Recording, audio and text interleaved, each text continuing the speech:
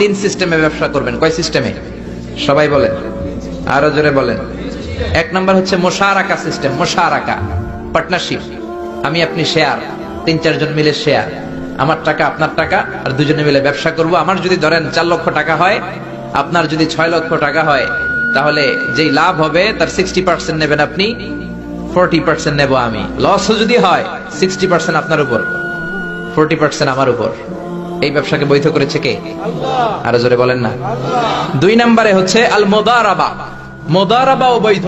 মুদারাবা মানে হচ্ছে আপনার টাকা আমার শ্রম। আল্লাহ আমারে কোনো টাকা দেয় না, আমি মিসকিন, আমি ফকির, আমি দেব শ্রম, আপনি দিবেন টাকা। কত পার্সেন্ট লাভ হলে কে কতটা নিব এটা আমরা ভাগ করে নিব। কিন্তু লস হলে আমার কোনো লস নাই, কারণ আমার শ্রম আপনার টাকা, আমি যে খাটছি এটাই তো আমার লস। ঠিক কিনা? কথা বলেন। আর টাকা যেহেতু আপনার, পুরো লস নেবেন আপনি। এই সিস্টেমও ব্যবসা যায়। 3 নাম্বার হচ্ছে আল মুরাবাহা।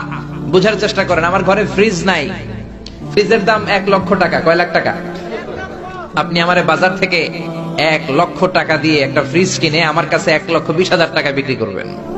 এটা আমি কিস্তিতে দিব আপনারে, 6 মাসের কিস্তিতে দিব।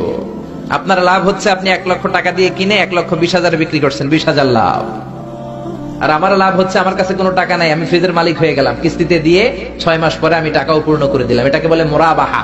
শাহজালাল ইসলামী